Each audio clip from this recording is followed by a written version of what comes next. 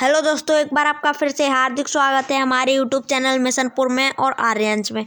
तो आज की इस वीडियो में हम नंबर सिस्टम को पढ़ेंगे।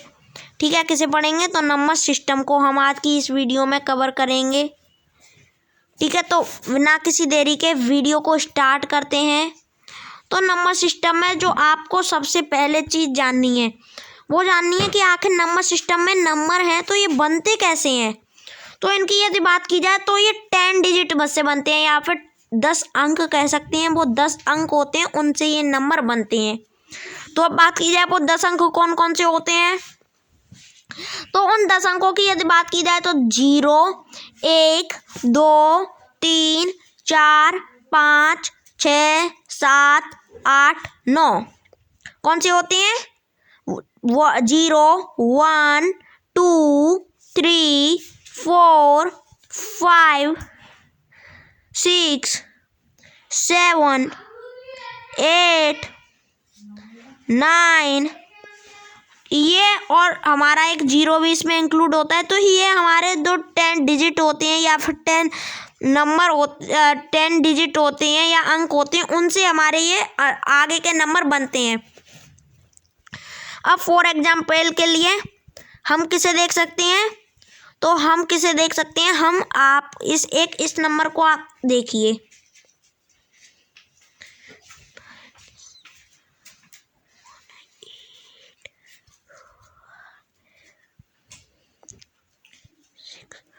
तो जब आपने इस नंबर को देखा तो आपने पाया कि इसमें डिजिट 9 है। तो 9 हमने आपको बताया था, हाँ हमने आपको बताया था 7 है, 7 अंक है। तो हमने आपको 7 अंक बताया था कि 1, 2, 3, 4, 5, 6, 7, 8, 9 ये एक ऐसे अंक है जिनसे ही आगे की संख्याएं बनती है। 0 से लेकर 9 तक के सभी अंक से आगे की संख्याएं बनती हैं। ठीक है, तो 8, 5, 6 तो ये था हमारे अंक कि हमारी संख्याएं कैसे बनती हैं। ये तो हमने ये देख लिया। अब आगे देखते हैं। तो सबसे पहले बात की जाए अब नेचुरल नंबर की। तो नेचुरल नंबर को एक सिंपल तरीके से समझने का ये तरीका है कि जिन नंबर से हम काउंटिंग या फिर गिनती करते हैं उन्हें हम नेचुरल नंबर कहते हैं। जैसे 1, 2, 3, 4, 5, 6, 1, 2, 3, 4, 5, 6 और ऐसे ही आगे तक ये जाते रहते हैं हमारे। इनकी कोई लिमिट नहीं होती क्योंकि गिनती आपकी कहीं तक भी हो सकती है। इसमें एक खास बात है नेचुरल नंबर में कि हम इसमें हमारा 0 इंक्लूड नहीं होता। जब हम गिनती करते हैं तब क्या हम 0 को लेते हैं? नहीं लेते ना। तो इसमें भी उसी प्रकार से 0 इंक्लूड नहीं होता है। ठीक है, एक सेकंड रुकना।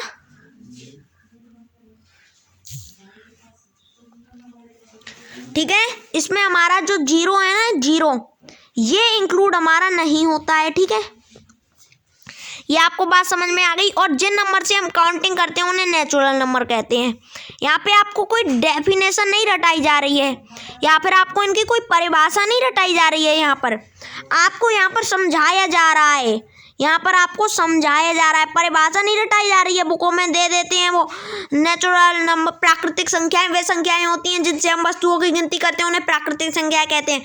नहीं, आपको वो परिभाषा रटनी ही नहीं है। आपको एक बार समझ लेना है। अगर आप समझ लेंगे ना तो आप अपनी खुद परिभाषा बना लेंगे जिससे आप उसे समझ पाएंगे। ठीक है, तो नेचुरल नंबर 1 से स्टार्ट होती हैं और आगे तक आपके जाते रहते हैं। इनकी कोई वैल्यू नहीं है। ठीक है, 1 से स्टार्ट होंगे, 1 हो जाएगा, फिर 2 हो जाएगा, फिर 3 हो जाएगा, फिर 4 हो जाएगा, फिर 5 हो जाएगा। ऐसे ही आगे तक जाते रहेंगे। कहीं 100 हो जाएगा। यहाँ पर सपोज कीजिए 100 के बाद यहाँ से सपोज कीजिए हमारा क्या हो जाएगा।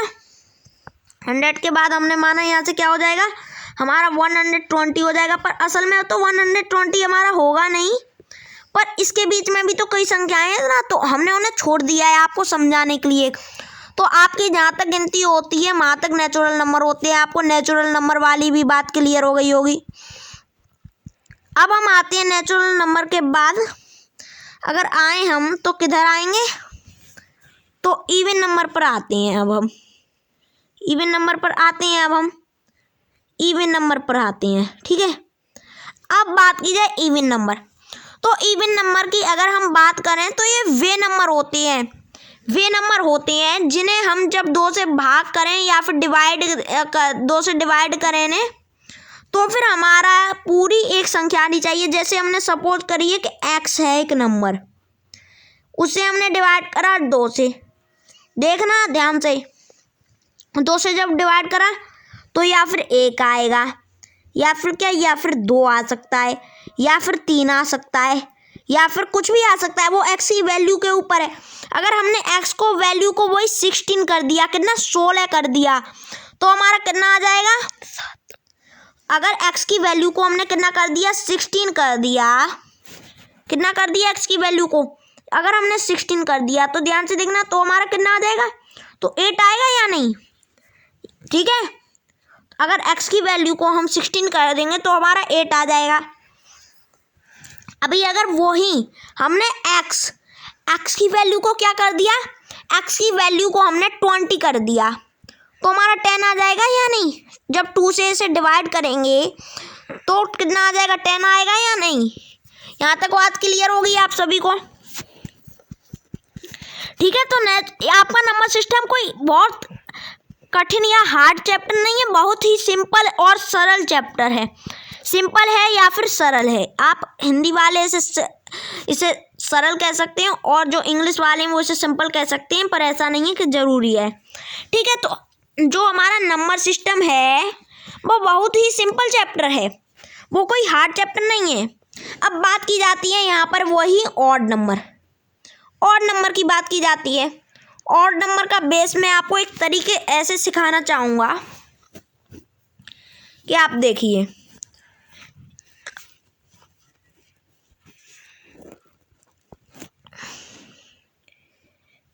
आप इसके अंदर देखते रहना, बस ये जो हमने आकृति ली है ना, इसके अंदर आप देखते रहना, आपको पूरा बेस क्लियर हो जाएगा, ठीक है।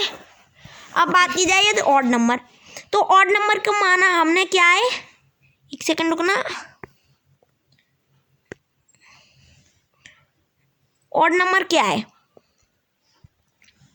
ऑड नंबर, तो ऑड नंबर में क्या ले लिया हमने, ऑड नंबर की यदि बात की जाए तो हमने माना x ले लीजिए, x कोई एक संख्या से हमने कितने 2 से डिवाइड करा, तो ये पॉइंट में आए, ये नंबर हमेशा पॉइंट में आना चाहिए, या फिर 1 पॉइंट कुछ आ सकता है, या फिर 2 पॉइंट कुछ आ सकता है, या फिर ऐसे कुछ भी पॉइंट में आना चाहिए पर ये नंबर, ठीक है।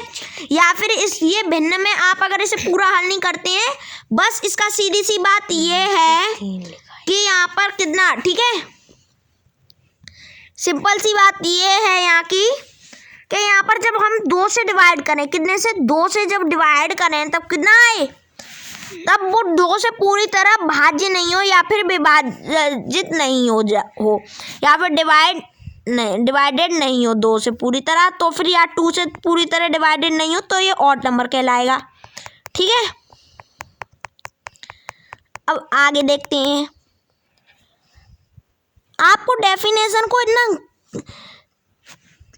क्लियरली नहीं पढ़ना है, आपको बस वो चीज़ समझनी है जो हम आपको समझाना चाह रहे हैं। आप देखो डेफिनेशन इतनी क्लियरली पढ़ोगे तो आपको बहुत हार्ड पड़ेगा ये, क्योंकि डेफिनेशन आपको समझ में आने में मुश्किल होती है, इसलिए ये वीडियो बनाई जा रही है, जिन्हें समझ में नहीं आती उनके ये समझ में आ सके। और कुछ ऑड नंबर, हम आपको एक बात बताते हैं, फैक्ट बताते हैं आपको कि कुछ ऑड नंबर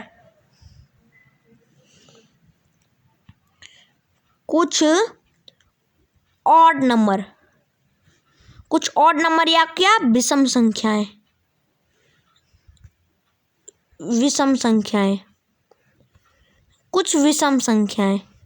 ठीक है, क्या होती हैं, अभाज्य संख्याएं भी होती हैं। क्या होती हैं, कुछ विषम संख्याएं, अभाज्य संख्याएं भी होती हैं। अब जैसे बात करी जाए यहाँ पर किसकी, 3 की, तो 3 क्या है, एक अभाज्य संख्या भी है, अभाज्य मीन्स प्राइम नंबर, और एक विषम संख्या भी है। और बात की जाए 5, तो 5 भी एक अभाज्य संख्या और विषम संख्या है। 11 की बात की जाए तो ये आपको कुछ कंफ्यूज नहीं होना है, ये अगर ऑड नंबर है ये वाली, अगर ऑड नंबर है ये नंबर हमारा कैसा है, ऑड नंबर है ये 11, तो ये प्राइम नंबर नहीं होगा या फिर अभाज्य नहीं होगा। वो हो सकता है, आपको उससे कुछ मतलब नहीं है। वो जहाँ पे आपको ऑड नंबर पूछे आपको वहाँ पे ऑड नंबर का नियम फॉलो करना है, और जहाँ पर वो प्राइम नंबर पूछे वहाँ पर आपको प्राइम नंबर का नियम फॉलो करना है। आपको नियम के अनुसार चलना है, डेफिनेशन पे इतना ध्यान नहीं देना है, नियम के अनुसार चलना है आपको, क्योंकि डेफिनेशन के मुताबिक तो बहुत सारी चीज़ें यस भी हो जाती हैं जो होती नहीं है सच में। ठीक है, अब बात की जाए किसकी, प्राइम नंबर की बात करी और प्राइम नंबर ही आ गया। तो आपने बचपन तो आपका अभी चल ही रहा है, तो आपने अभी एक डेफिनेशन पढ़ी होगी। क्या पढ़ी होगी कि प्राइम नंबर वे होते हैं जो एक, प्राइम नंबर कौन से होते हैं, आपने क्या पढ़ा था, प्राइम नंबर कौन से होते हैं जो एक, किससे, एक से विभाजित हो या फिर किससे, स्वयं से विभाजित हूँ। आपने ये डेफिनेशन जरूर पढ़ी होगी। तो इस डेफिनेशन का अर्थ वो नहीं है, इस डेफिनेशन का अर्थ वो नहीं है। अब बात करें कैसे, तो समझना ऐसे, एक और स्वयं से विभाज्य हो तो हमारा एक भी एक प्राइम नंबर होना चाहिए, क्योंकि वो एक से विभाज्य है, हाँ भाज्य, और स्वयं से भाज्य, हाँ भाज्य, डिवाइड हमारा क्लियरली हो जा रहा है एक से, हाँ हो जा रहा है, और उसका स्वयं यानी सेल्फ से भी एक, सेल्फ तो एक ही है ना, तो एक से भी उसका डिवाइड हो जा रहा है। तो इस हिसाब से एक वो तो अभाज्य संख्या हो गई। पर यहाँ पर अब नियम समझिए, नियम क्या लगता है, नियम यहाँ पर ये लगता है, ध्यान से सुनना, जिस संख्या के दो गुणज हों, दो के कौन से हैं, दो गुणज हैं, कौन कौन से दो गुणज, एक तो एक है, ठीक है, और एक दो है, दो के दो गुणज हैं, एक तो एक है एक तो दो हैं, पर एक के एक ही गुणज है, कौन सा है, एक है। अब एक तो एक है, अगर आप ये कर रहे हैं तो फिर क्या, तो फिर एक तो एक दो बार हो गया एक। जिस संख्या के दो गुणज हों, कितने, दो गुणज हों, वो संख्या कैसी होती है, वो संख्या ही अभाज्य संख्या या प्राइम नंबर होती है। जिस संख्या के दो गुणज हो वो ही संख्या अभाज्य संख्या होती है। ठीक है, बात क्लियर, गुणज या फिर फैक्टर हो, जिस संख्या के टू फैक्टर्स हों या फिर दो गुणज हों वो संख्या अभाज्य संख्या होती है। यहाँ से आपको डेफिनेशन नहीं रटना है कि एक को छोड़कर वे सभी संख्याएं जो एक और स्वयं से विभाजित हो जाएं वे अभाज्य संख्या कहलाती हैं। इस डेफिनेशन के मुताबिक एक भी एक अभाज्य संख्या होना चाहिए, पर यह डेफिनेशन गलत है, डेफिनेशन ये गलत है। तो आज सारी बुकों में ये क्यों लिखा जाता है, अगर ये डेफिनेशन ठीक है तो आज सारी बुकों में ये क्यों लिखा जाता है, वर्ल्ड की हर एक बुक में ये क्यों लिखा जाता है कि एक ये अभाज्य संख्या नहीं है, ये अभाज्य संख्या नहीं है, ऐसा क्यों लिखा जाता है इस वर्ल्ड की सारी बुकों में। कोई सी भी बुक उठा के देख लीजिए आप, वर्ल्ड की हर एक बुक में यही लिखा जाता है कि एक अभाज्य संख्या नहीं है, एक अभाज्य संख्या नहीं है, ऐसा क्यों लिखा जाता है। ठीक है, तो इसलिए लिखा जाता है क्योंकि उसके टू फैक्टर हों। यहाँ तक आपको बात क्लियर हो गई होगी। अब आगे चला जाए, अभाज्य संख्याओं को आपका कॉन्सेप्ट क्लियर हो गया होगा, उम्मीद करता हूँ मैं, आप इतना तो जानते ही हैं, आप हमारी बात को समझ रहे होंगे, उम्मीद कर रहा हूँ मैं। अब अभाज्य संख्या के बाद किसकी की जाए, प्राइम नंबर के बाद किसकी बात की जाए, प्राइम नंबर के बाद यदि बात की जाए किसकी, प्राइम नंबर के बाद बात की जाए भाज्य संख्या या फिर कंपोजिट नंबर, तो इसकी बात की जाए तो वे संख्याएं, कंपोजिट नंबर कौन से होते हैं, वे संख्याएं जो एक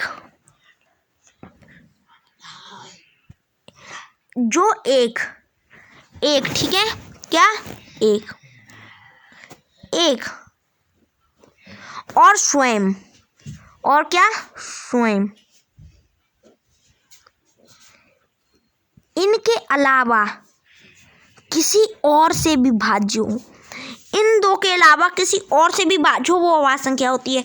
आप एक तरह से ये कहिए, क्या कहिए कि अभाज्य संख्या, जो आपने अभी अभाज्य संख्या देखी थी, अभाज्य संख्या अभाज्य संख्या अभी आप देख के आए हैं, तो अभी हमने इसके कॉन्सेप्ट को छोड़कर अभाज्य संख्या को छोड़कर अभाज्य संख्या को छोड़कर सारी संख्या कैसी है? अभाज्य संख्या को छोड़कर सारी संख्या भाज्य है। सारी संख्या कैसी है? सारी संख्या भाज्य है। अभाज्य संख्या को छोड़कर सारी संख्या भाज्य है। अभाज्य संख्या को छोड़कर सारी संख्या भाज्य है। आगे देखते हैं।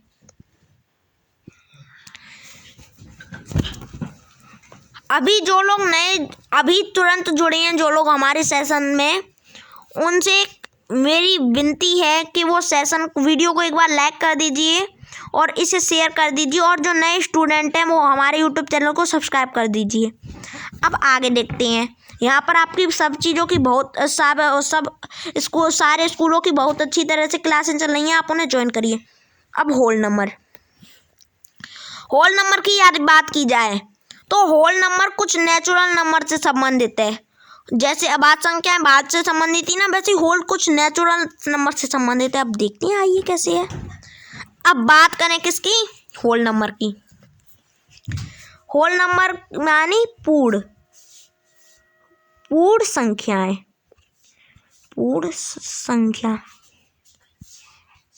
ठीक है, पूर्ण संख्या। अब यहाँ पे एक सिंपल सी आपको डेफिनेशन याद रख लेनी है। क्या डेफिनेशन है? तो वो डेफिनेशन ये है कि क्या है? प्राकृतिक संख्याएं,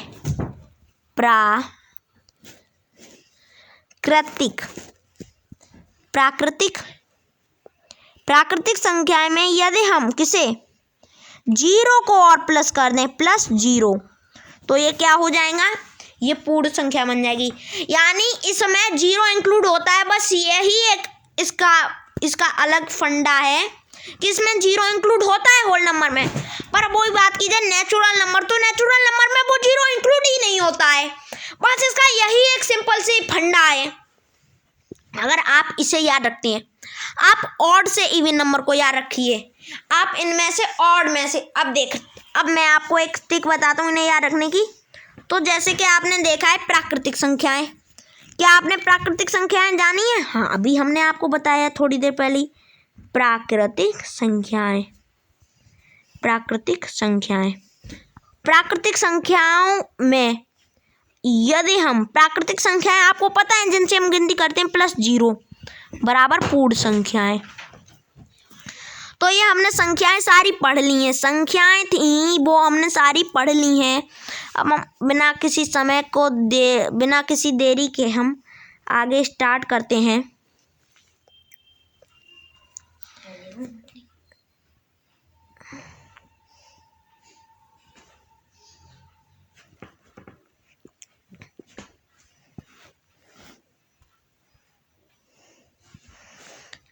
अब आगे देखते हैं।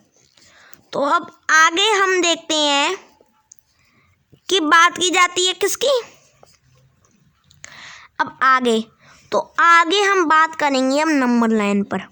हम आपको एक और स्पेशल यहाँ पे जानकारी बता दें जहाँ से ज़्यादातर बच्चे चूक खाते हैं, कि इसमें जो सबसे इम्पोर्टेंट जानकारी है सारे बच्चे यहाँ पर ठीक कर देते हैं। कहाँ? तो सारे बच्चे कहाँ? यहाँ पर ठीक कर देते हैं, इस जगह ठीक कर देते हैं। एक सेकंड रुकना, ब्रुश थोड़ा मोटा है, पेन थोड़ा ज़्यादा मोटी चल रही है। यहाँ पर भी ठीक कर देते हैं सभी बच्चे, पर यहाँ पर चूक खा जाते हैं सभी बच्चे। A to Z बच्चे यहीं पर चूक खा जाते हैं कि जीरो एक इवन नंबर है। जीरो कैसा है? एक सम संख्या है। जीरो की बात की जाए तो एक कैसी संख्या है? सम संख्या है।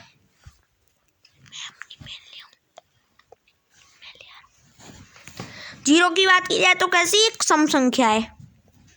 ठीक है, आपको इस चीज को बहुत अच्छी तरह से याद रखना है। जीरो क्या है? एक सम संख्या है। आप इस चीज को याद रख लीजिए, क्योंकि यही चीज एग्जाम में आपके लिए इम्पोर्टेंट है। इसमें सम संख्या है, जीरो एक सम संख्या है।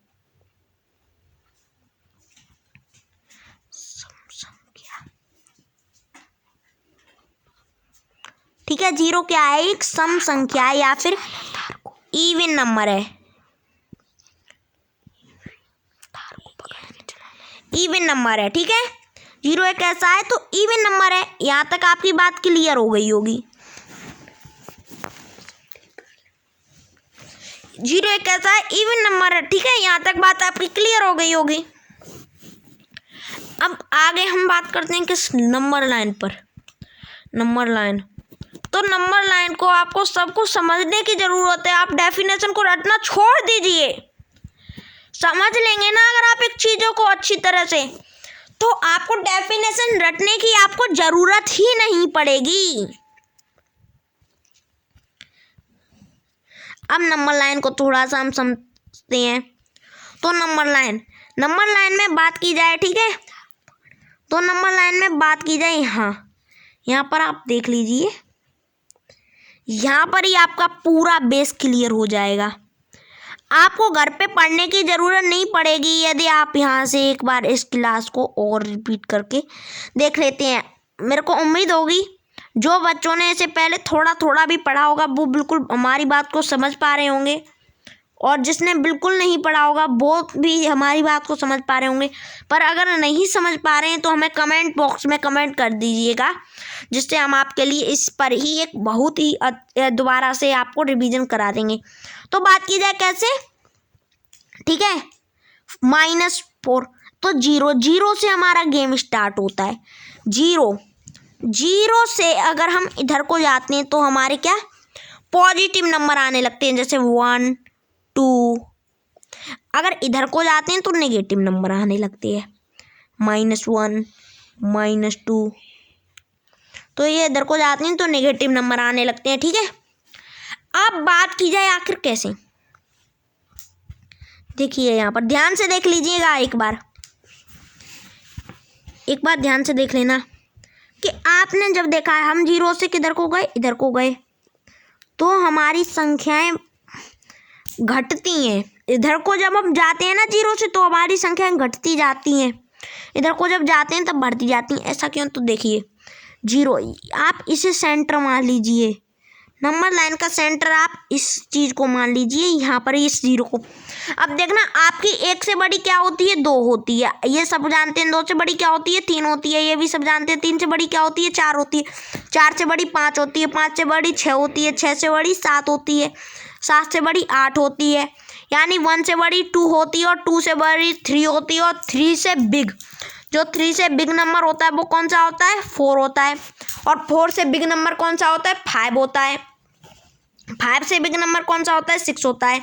तो इस प्रकार अब आप देखिए इधर को, जब आप इधर की बात की जाए, आप देखना एक बात ध्यान से देखना कि देखिए -1, आपसे क्वेश्चन को बहकाने के लिए पूछा जाएगा। एक तरफ -1, एक तरफ -10, कौन सी संख्या बड़ी है? कौन सी संख्या बड़ी है? आप माइनस को यहाँ पे कोई वैल्यू नहीं रखेंगे और लगाए आएंगे 10। पेपर में क्या लगाए आएंगे? 10 लगाए आएंगे। आप इसकी माइनस पे यहाँ पर कोई वैल्यू नहीं रखेंगे, पर यहाँ पर माइनस की ही सबसे ज़्यादा वैल्यू है। देखिए कैसे, -1 बड़ा है, असल में -1 बड़ा है और -10 छोटा है। -1 बड़ा है और -10 कैसा है? छोटा है। बात क्लियर? -1 कैसा है? बड़ा है। -10 कैसा है? छोटा है। अब कैसे? तो हमने आपको क्या बताया था, जब आप जीरो को सेंटर मान के अगर इधर की साइड जाते हैं तो आपकी क्या बड़ी होती हैं, और जब इधर की साइड जाते हैं तब छोटी होती हैं। आप नंबर लाइन से ही याद रख लीजिए। अब आपको बताने की ज़रूरत है? नहीं है। तो अब आगे चलते हैं, आगे देखते हैं। आगे बात की जाए, अब आगे बात की जाए किसमें? अब बात की जाए किसकी?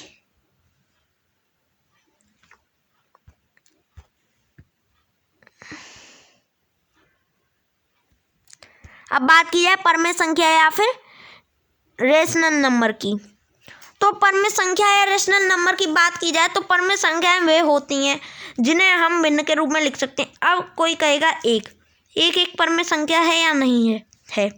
हम इसे 1/1 लिख सकते हैं। हाँ बिल्कुल लिख सकते हैं। तो एक परमेय संख्या ही हुई ना एक, तो फिर तो एक परमेय संख्या ही हुई ना। ठीक है, बात क्लियर है। हाँ, अब अपरमेय संख्या को देख लीजिए।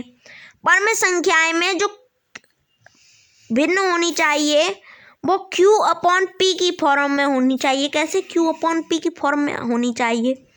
और Q = 0 नहीं होना चाहिए। Q = 0 नहीं होना चाहिए, तो वो आपकी एक परमेय संख्या बन जाएगी। ठीक है, अब आगे बात करें। अब अपरमेय संख्याओं की बात करें। ठीक है, अपरमेय संख्याओं की बात करें तो अपरमेय संख्या क्या होती हैं? जैसे कॉस है, थीटा है, ये सारी आपकी अपरमेय संख्या है। कॉस, थीटा, पाई, ये सारी अपरमेय संख्या है। पर आप वहीं पर पाई की वैल्यू 22/7 रख देंगे तो क्या ये परमेय संख्या बन जाएगी? तो 22 एक अपरमेय संख्या है। यहाँ पर आपको बात क्लियर हो गई होगी। हाँ, आपको परमेय संख्या है तो आपने जान ली। पाई की वैल्यू परमेय संख्या है। पाई की जो वैल्यू है वो परमेय संख्या है। पाई को कोई परमेय संख्या नहीं कह सकता, पर इसे परमेय संख्या कह सकता है। पाई की वैल्यू हमेशा 22/7 होती है। इसे कोई परमेय संख्या नहीं कहेगा, पर इसे परमेय संख्या कहेगा। इसे कौन सी कहेगा? अपरमेय संख्या कहेगा। ठीक है, अब देख लेते हैं थोड़ा सा डिविजिबिलिटी रूल्स को। तो डिविजिबिलिटी रूल्स की यदि देखी जाए, क्या डिविजिबिलिटी रूल्स क्या होते हैं उन्हें देख लेते हैं। तो सबसे पहले अब बात की जाए डिविजिबिलिटी रूल्स में 2 का डिविजिबिलिटी। आखिर हम कैसे पता लगाएं कि कौन सी संख्या 2 से? आपको ये संख्या दे दी,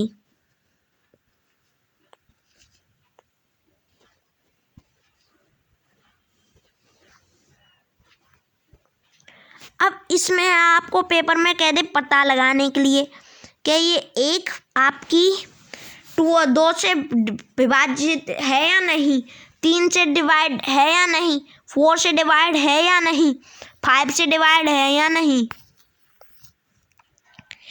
तो आप ये कैसे पता लगाएंगे? अगर आप इसमें इसका भाग देंगे, इसका भाग अगर इसमें देते हैं तो बहुत टाइम जाएगा और वहाँ से आप पेपर में हार जाएंगे, क्योंकि जो बच्चे डिविजिबिलिटी रूल पढ़ के आए होंगे वो इसे ठीक कर देंगे। जो बच्चे डिविजिबिलिटी रूल पढ़ के आए होंगे वो इसे ठीक कर देंगे। और आप वहीं से टाइम की वजह से ही, आप भले ही कितना भी पढ़े हों, पर टाइम एक बहुत ही वैल्यू रखता है पेपर में। टाइम एक वैल्यू रखता है बहुत ही पेपर में। अगर आप टाइम से पेपर कर लेते हैं, आप किसी को 5 घंटे पेपर दे दीजिए तो वो कर ही लेगा, पर आपको पेपर कितने में करना है? सैनिक वालों को 2.5 घंटे में करना है। जो क्लास 6 की तैयारी कर रहे हैं उन्हें 2.5 घंटे में करना है, और जो क्लास 9 की तैयारी कर रहे हैं उन्हें 3 घंटे में करना है। नवोदय वालों को 2 घंटे में करना होता है, क्लास 6 की तैयारी कर रहे हैं। तो आपके लिए ये टाइम ज़्यादा इम्पोर्टेंट है, टाइम की ज़्यादा वैल्यू है वहाँ। तो ठीक है, अब बात करते हैं इसकी। किसकी बात करी जाए? किसकी बात करी जाती है? Divisibility rule. तो अब हम आपको एक ही संख्या से सबके डिविजिबिलिटी रूल आपको बता देंगे। एक संख्या हम आपको देते हैं, उसी से आप सबके डिविजिबिलिटी रूल समझ जाएंगे। हम आपको क्या देते हैं? 57 देते हैं। सबसे पहले आपको इसका इकाई यानी यूनिट डिजिट पकड़ना है। कौन सा यूनिट डिजिट? क्या है? 7 है इसका यूनिट डिजिट। और आप 7 को डिवाइड करके देख लीजिए 2 से। अगर ये 2 से डिवाइड हो जाए, 2 से अगर 2 का इसमें भाग चला जाए तो ये वाली जो पूरी संख्या है ना वो 2 से भाज्य है, और उसी के साथ साथ ये एक इवन नंबर भी बन जाएगी। और अगर नहीं जाए तो ये एक ऑड नंबर बन जाएगी, और उसी के साथ साथ ये 2 से भाज्य भी नहीं रहेगी। ठीक है, अब बात की जाए यहीं पर वही 3 से भाज्य या नहीं। तो 3 से भाज्य करने के लिए आपको कुछ नहीं करना है। इसका अंक कौन सा है? 5 और 7 है। 5 और 7 का योग कर लीजिए। कितना आया है? 5 और 7 का योग कितना आया? तो कितना आया? 12 आया। 12 3 से भाज्य है या नहीं, देख लीजिए। 3 से भाज्य है, तो 3 से भाज्य है तो फिर ये क्या है, 3 से डिवाइड हो जाएगी। ठीक है, अब बात कीजिए 4 से डिवाइड के लिए क्या करा जाए। तो 4 से डिवाइड के लिए किसी भी संख्या, और 2 से डिवाइड वो संख्या तब भी हो जाएगी अगर उस संख्या के पीछे अंक में 0 हो। अगर उस संख्या के अंक के पीछे 0 हो, पीछे का अंक 0 हो, या फिर इकाई का अंक 0 हो, या फिर यूनिट डिजिट 0 हो, तो भी वो 2 से डिवाइड हो जाएगी, या फिर वो यूनिट डिजिट किससे, 2 से डिवाइड होना चाहिए। बात क्लियर हो गई होगी। अब यहाँ से हम 4 के डिवाइड को समझते हैं। 4 के डिवाइड को हमें समझने के लिए क्या कर लेते हैं, यहाँ पे एक संख्या बढ़ा लेते हैं। कितनी कर लेते हैं, इतनी कर लेते हैं। अब 4 से अगर हमें समझना है तो पीछे के हम इकाई और दहाई के अंकों तक यानी 10th डिजिट तक भाग देंगे। तो 10th डिजिट कौन सा है, 57 है। 57 को 4 से डिवाइड करके देख लीजिए, नहीं जाएगा या जाएगा। आप अगर आपका अब डिवाइड करके अगर आप देखेंगे तो आपका कितना 1 रिमाइंडर या फिर 1 शेष बचता है। 1 शेष बचता है, आपका शेष बचेगा, आपका 1 शेष बचेगा आपका, और इसलिए ये डिवाइड नहीं होगा। 1 रिमाइंडर बचेगा या फिर आपका शेष बचेगा। ठीक है, आपकी बात क्लियर हो गई होगी यहाँ तक। तो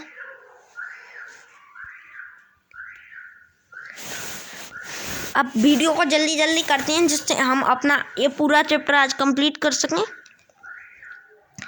हमें वीडियो को वैसे जल्दी जल्दी करने से कोई मतलब नहीं है, भले ही हम इस वीडियो को थोड़ा देर में कर पाएँ, पर इसे पूरा करेंगे ज़रूर।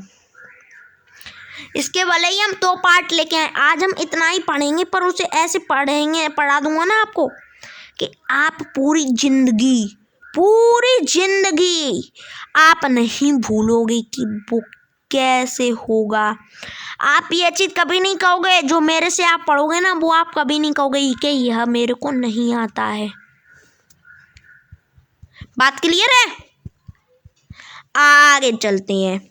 अब हमने 4 का डिविजिबिलिटी रूल देख लिया, 5 का। अब 57 को दोबारा से ले लेते हैं। 5 का डिविजिबिलिटी रूल क्या कहता है, या तो उसके अंक का 5 होना चाहिए इकाई का अंक, या फिर 0 होना चाहिए। बस ये है सिंपल सा 5 का डिविजिबिलिटी रूल। ठीक है, 5 का डिविजिबिलिटी रूल सिंपल है। और 4 के डिविजिबिलिटी रूल में हम आपको एक बात बताना भूल गए कि 57 में यदि इनके अंकों की जगह, अब यहाँ पर आपको ये संख्या दी है, ये 4 से डिवाइड होगी या नहीं होगी, होगी, क्योंकि इसके पीछे के इकाई और दहाई टेंस के अंक कितने हैं, 0 हैं, दोनों 0 हैं, तो भी ये 2 से डिवाइड हो जाएगी। ठीक है, अब आगे देखते हैं अपना। अब आगे देखते हैं तो 6 से डिविजिबिलिटी के लिए, तो जहाँ पर आपको लगे कि इसका डिविजिबिलिटी नहीं बनता है तो आपको क्या कर लेना है, 6 के फैक्टर कर लेने हैं। 6 के फैक्टर में क्या हो जाएगा, आपका कितना हो जाएगा, 1 2 हो जाएगा, 1 3 हो जाएगा। अब जब आप इन दोनों को करेंगे ना भाग, जो संख्या इन दोनों से विभाजित हो जाएगी वो संख्या 6 से भी विभाजित होगी। 100% गारंटी है, 100 नहीं 200% गारंटी है कि वो संख्या उससे भी विभाजित होगी। वरना किसी भी ट्रिक पर आजमा के देख लीजिए ये आप शायद हो सकता है कि यदि वो संख्या कैसे हाथ से बनाए, हाथ से अगर आप डिवाइड करें 57 को, अगर आप हाथ से डिवाइड करते हैं, इतनी संख्या को आप 57 को हाथ से डिवाइड करते हैं तो गलत हो जाए आपका, तो आपका हो सकता है, पर कैलकुलेटर से आप करेंगे तो फिर वो हो जाएगी। 57 3 से तो डिवाइड है पर 2 से नहीं है, तो ये 6 से भी डिवाइड नहीं होगी। देख लीजिए आप करके देख लीजिए। 6 9 जा कितना होता है, 54 होता है। 6 6 जा कितना होता है, 60 है। 6 10 जा कितना होता है, 60 होता है। इन दोनों के आपको यहाँ पर यही 2 लास्ट संख्या थी, 64 और 60 के बीच में कोई संख्या दिखी नहीं, तो ये 6 से डिवाइड नहीं है। अब बात की जाए किसकी, अब बात की जाए किसकी,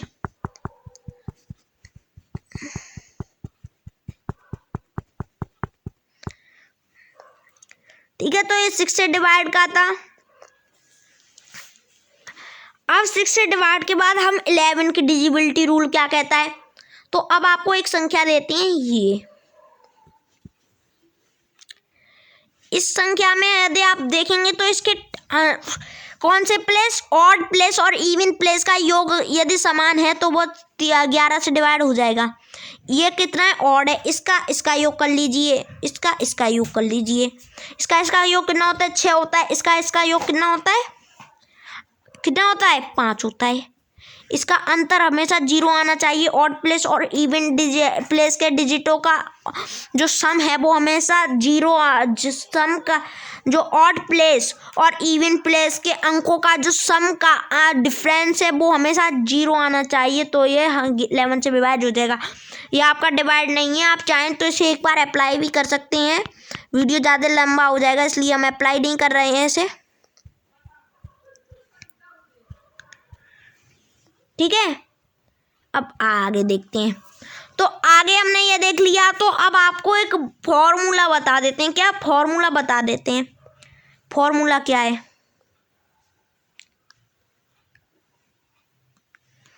ठीक है, तो पार्ट अब हम आपको पहले ये बता देते हैं, ठीक है। एक फॉर्मूला बता देते हैं जिससे आप पता लगा सकते हैं, भाज्य बराबर भाजक गुणित भागफल प्लस शेषफल, भाज्य बराबर भाजक गुणित भागफल प्लस शेषफल। अब आपको एक चीज जानना इंपॉर्टेंट है कि भाज्य क्या होता है। तो देखिए,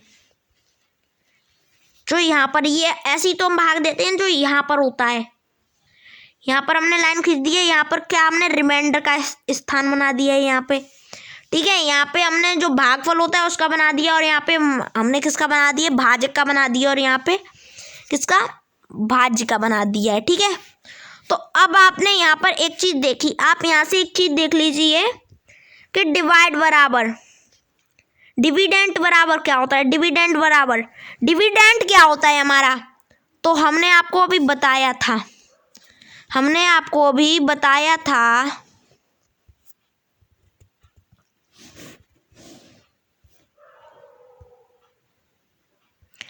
डिविडेंट बराबर, डिविडेंट कहाँ पर होता है, तो डिविडेंट की यदि बात की जाए, किसकी, डिविडेंट, तो डिविडेंट कहाँ पर होता है, डिविडेंट किस जगह होगा, तो डिविडेंट की जगह ये वाली है। यहाँ पर आपका डिविडेंट होगा जब भाग देंगे, और आपका क्या होगा, डिवाइजर होगा, और यहाँ पर आपका क्या होगा, तो यहाँ पर आप देख लीजिए क्या होगा, यहाँ पर आपका भागफल होगा, क्या होगा, भागफल होगा। इस जगह जो आपका क्या पाया जाएगा, भागफल पाया जाएगा, ठीक है। इस जगह क्या पाया जाएगा, शेषफल यानी रिमाइंडर होगा, ठीक है। तो आपका ये आप बात क्लियर है। अब यहाँ से आप एक फॉर्मूला नोट कर लीजिए, मैं आपको बोल देता हूँ, आप नोट कर लीजिए, ठीक है। क्या है, एक सेकंड रुकना, क्या है वो फॉर्मूला, तो डिविडेंट बराबर क्या, डिवाइजर गुणित डिविडेंट। आपको जो इंग्लिश वाले बच्चे हैं उनके लिए तो ये लिखाइए, इस जगह आप देख पा रहे हैं ये क्या, ये उनके लिए लिखा हुआ है, इस जगह आप ये देख पा रहे हैं कि उनके लिए ये फॉर्मूला यहाँ पे लिखा हुआ है।